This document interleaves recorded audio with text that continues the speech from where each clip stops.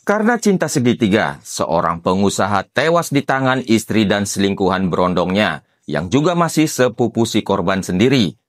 Waktu dieksekusi, korban sedang berhubungan badan dengan istrinya, alias salah satu pelaku.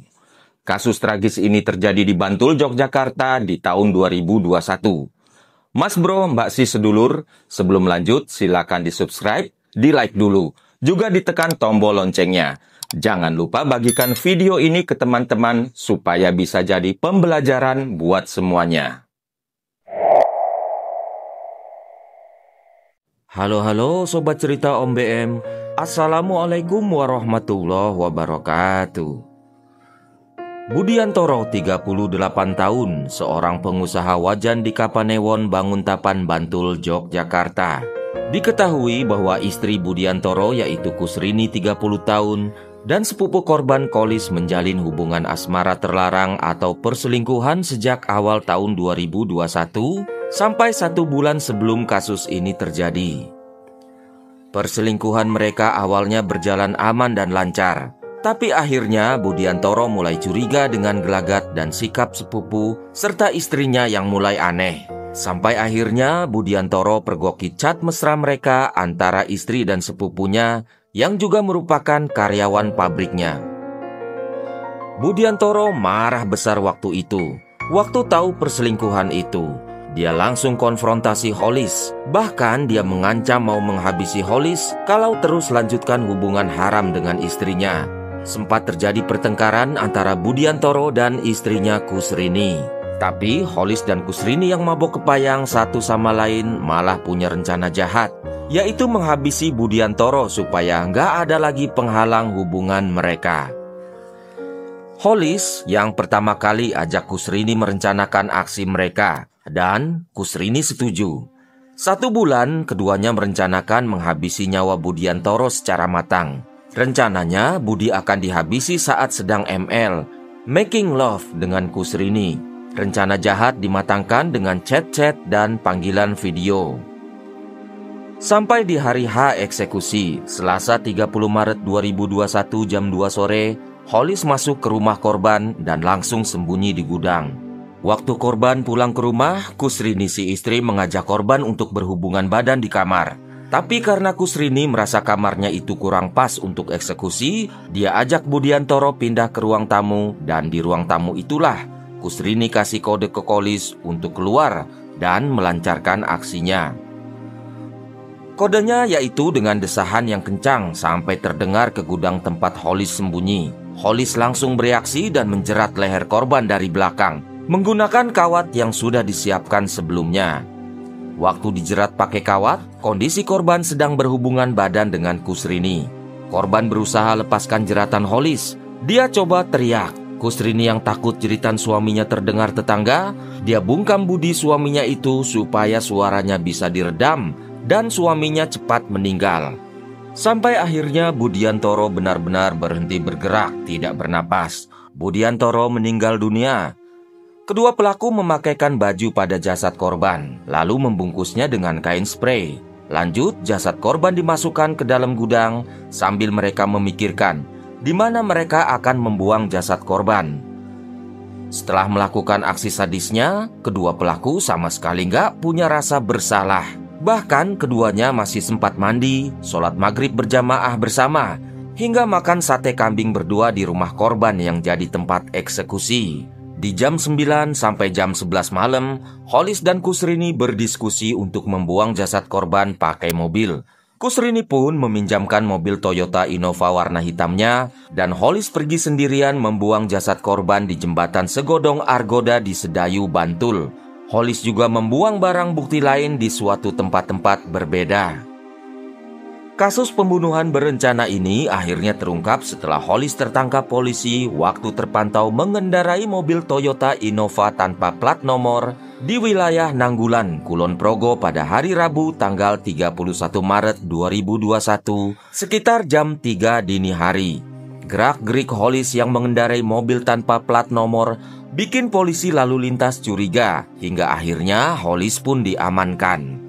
Waktu ditanya mengapa mobilnya tidak memiliki plat nomor, Hollis awalnya mengaku kalau dia mencuri mobil milik tantenya. Polisi menindaklanjuti pengakuan Hollis dengan menghubungi tante yang dimaksud. Tapi waktu ditelepon polisi, sang tante mengaku bahwa dia tidak merasa kehilangan dan dia bilang kalau Hollis mengendarai mobil bersama sepupunya yang diketahui bernama Budiantoro. Polisi balik lagi menginterogasi Hollis terkait dengan keberadaan Budiantoro yang menurut tantenya ikut mengendarai mobil. Pelaku yang kebingungan dengan pertanyaan polisi akhirnya mengakui bahwa ia telah menghabisi nyawa sepupunya sendiri, yakni Budiantoro. Petugas yang dengar pengakuan Hollis langsung menindaklanjuti dengan mengecek lokasi yang ditunjuk Hollis sebagai tempat dia membuang jasad Budiantoro. Selanjutnya Nurholis, lelaki 22 tahun asal Samarinda, Kalimantan Timur, berondong simpanan nyonya majikan segera dibawa ke Polres Bantul untuk interogasi lebih lanjut.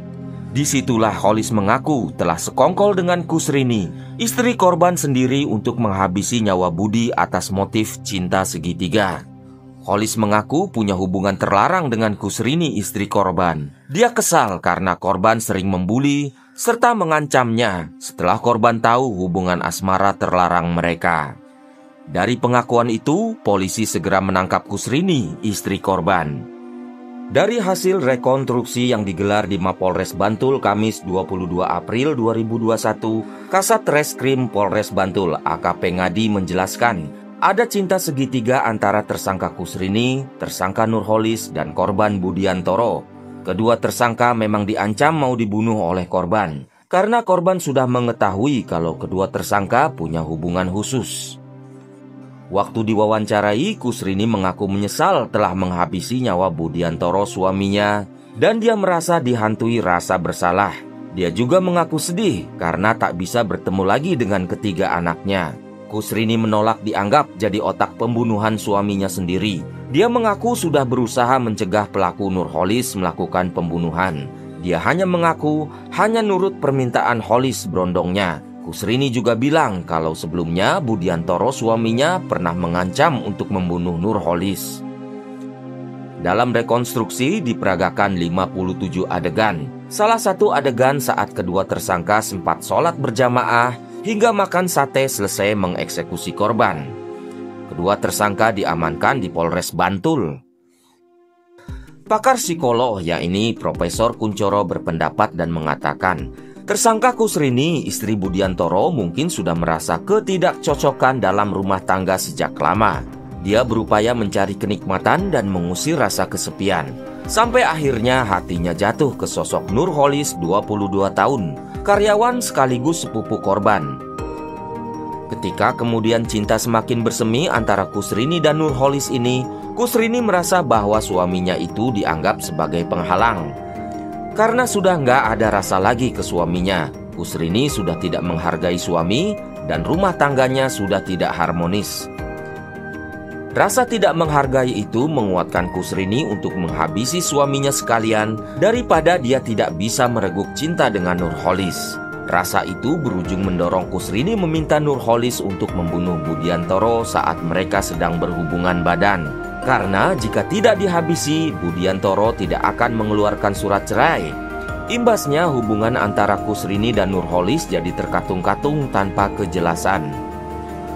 Profesor juga menambahkan, motif pembunuhan karena cinta segitiga ini juga bisa terjadi lantaran Nurholis ingin menjadi orang kaya.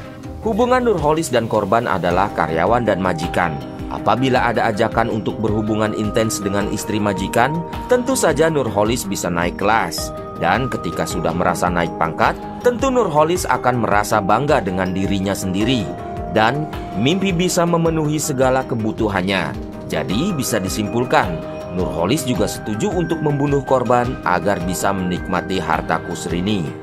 Di tanggal 29 September 2021, Pengadilan Negeri Bantul menjatuhkan hukuman penjara 17 tahun buat Kusrini dan 18 tahun penjara buat Nurholis. Inilah cinta dan perselingkuhan yang berujung kematian. Semoga bisa diambil pelajarannya. Terima kasih sudah menyimak video ini. Wassalamualaikum warahmatullahi wabarakatuh. Have a nice day and bye-bye.